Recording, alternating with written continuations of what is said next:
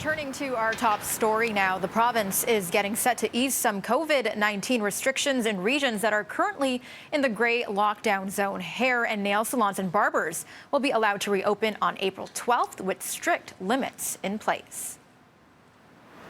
This is editor Richard Southern and joins us now. And Richard, you've been getting reaction from hairdressers who were forced to close their shops way back in November.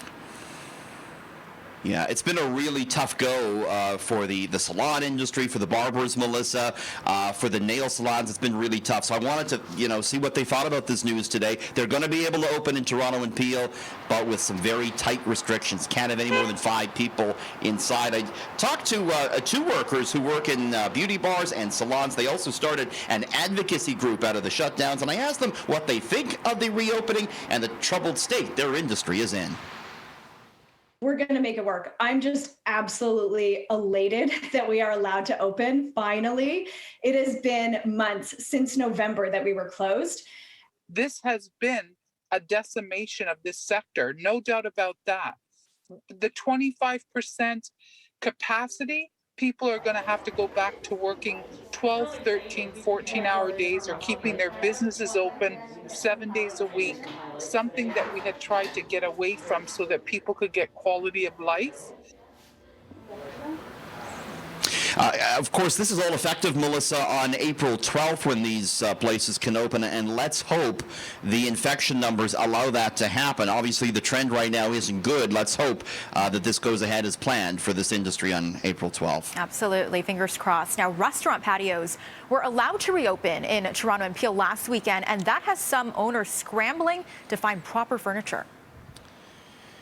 Yeah, a lot of bars and restaurants in Toronto and Peel, apparently, some of them, they have the patio space, Melissa, but they can't open because they can't find the patio furniture. Big run, apparently, on patio furniture as these bars and restaurants look to open. We've heard from some of the big home improvement retailers who confirm that, yes, patio furniture supplies are very tight right now. It's not just the restaurants, it's homeowners who are looking to further kit out their backyards and their porch, get some new nice furniture in, with, of course, the fact that we're facing, Melissa, another spring and perhaps early summer of largely staying home. So might be tough to find that patio chair and umbrella right now. Oh boy. Now, one of the world's biggest shopping routes, busiest rather, shopping routes remains blocked tonight, and that could ultimately cost all of us, Richard.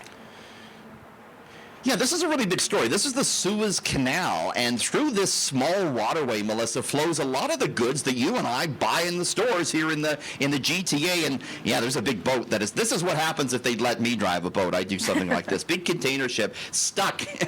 He's got a problem on his hands. This guy. It's going to take, they say, a couple of weeks to get the ship dislodged. And in the meantime, there's a backlog of more than 200 vessels who can't get their goods to market, and that's very costly. They say it's going to cost billions, and that could be well passed on to us, the consumer, in the coming weeks and months.